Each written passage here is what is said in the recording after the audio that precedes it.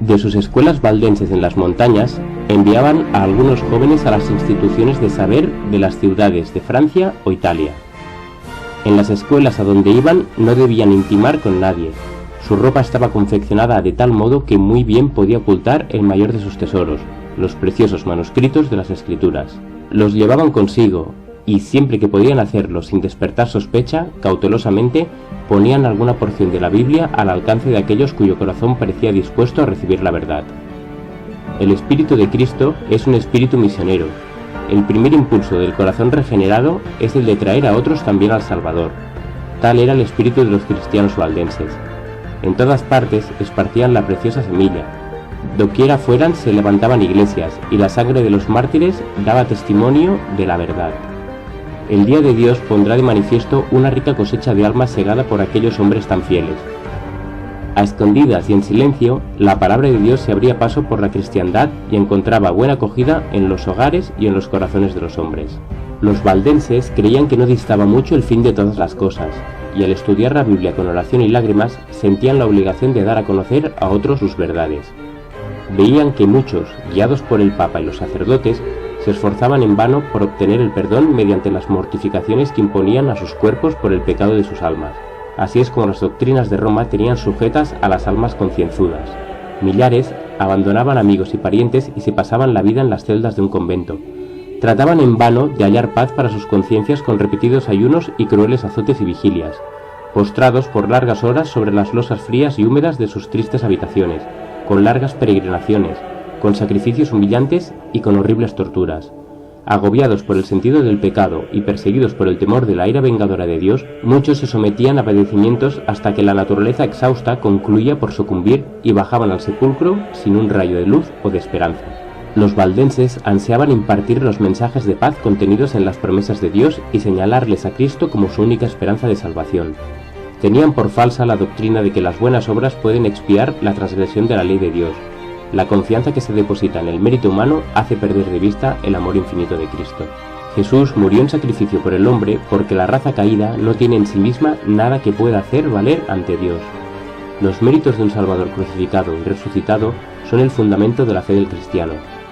Las enseñanzas de los papas y de los sacerdotes habían inducido a los hombres a considerar el carácter de Dios y aun el de Cristo como austero, tétrico y antipático.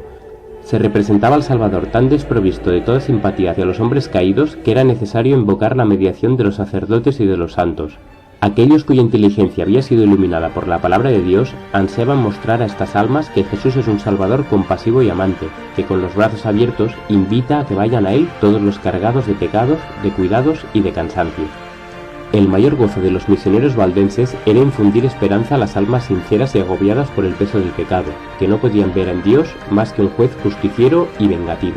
De este modo, la luz de la verdad penetraba en muchas mentes oscurecidas, disipando las nubes de tristeza hasta que el sol de justicia brillaba en el corazón impartiendo salud con sus rayos al leer que la sangre de Jesucristo su Hijo nos limpia de todo pecado.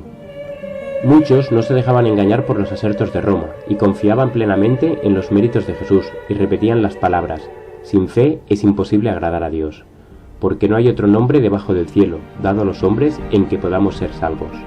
A menudo se proferían palabras como estas: ¿aceptará Dios en verdad mi ofrenda? ¿Me mirará con ternura? ¿Me perdonará? La respuesta que se les leía era: venid a mí todos los que estáis cansados y agobiados, y os daré descanso. En muchas ocasiones no se volvía a ver al mensajero valdense de la verdad, se había marchado a otras tierras o su vida se consumía en algún calabozo desconocido, o quizás sus huesos blanqueaban en el sitio mismo donde había muerto dando testimonio por la verdad. Pero las palabras que había pronunciado no podían desvanecerse. Hacían su obra en el corazón de los hombres y solo en el día del juicio se conocerán plenamente sus preciosos resultados. Los caudillos papales veían peligrar su causa debido a los trabajos de estos humildes itinerantes. Si permitían que la luz de la verdad brillara sin impedimento, disiparía las densas tinieblas del error que envolvían a la gente, guiaría los espíritus de los hombres solo hacia Dios y destruiría al fin la supremacía de Roma. La misma existencia de estos creyentes que guardaban la fe de la Iglesia primitiva era un testimonio constante contra la apostasía de Roma, y por lo tanto despertaba el odio y la persecución más implacables. Entonces empezaron las más terribles cruzadas contra el pueblo de Dios en sus hogares de las montañas. Lanzáronse inquisidores sobre sus huellas, y la escena del inocente Abel cayendo ante el asesino Caín repitióse con frecuencia. Entonces fueron asolados sus feraces campos, destruidas sus casas y capillas.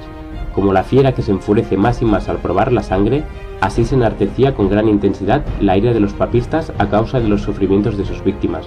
Su gran ofensa consistía en que no querían adorar a Dios de acuerdo con la voluntad del Papa, y por este crimen se les infligía todos los ultrajes, humillaciones y torturas que los hombres o los demonios podían inventar. Una vez que Roma resolvió exterminar la secta odiada, el Papa expidió una bula en que condenaba a sus miembros como herejes y los entregaba a la matanza. El Papa ordenó que si la maligna y abominable secta de malvados rehusaba jurar, fuese aplastada como serpiente venenosa. Dijo Jesús: «Cuando hicisteis a uno de estos hermanos míos más pequeños, a mí me lo hicisteis». En esa bula se convocaba a todos los miembros de Iglesia a unirse en una cruzada contra los herejes.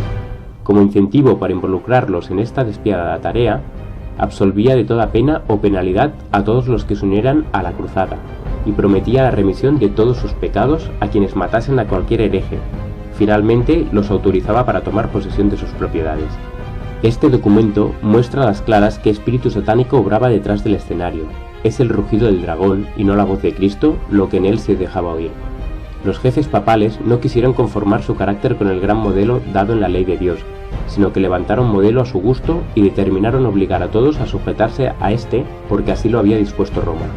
El mismo espíritu que crucificara a Cristo y que matara a los apóstoles, el mismo que impulsara al sanguinario Nerón contra los fieles de su tiempo, estaba empeñado en exterminar a aquellos que eran amados de Dios.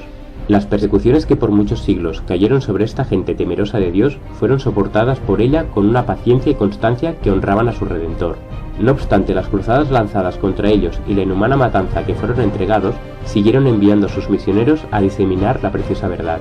Se los buscaba para darles muerte, y con todo, su sangre regó la semilla sembrada que no dejó de dar fruto. De esta manera fueron los valdenses testigos de Dios siglos antes del nacimiento de Lutero. Esparcidos por muchas tierras, arrojaron la semilla de la Reforma que brotó en tiempo de Wycliffe, se desarrolló y echó raíces en días de Lutero, para seguir creciendo hasta el fin de los tiempos mediante el esfuerzo de todos cuantos estén listos para sufrir todo a causa de la palabra de Dios y del testimonio de Jesús.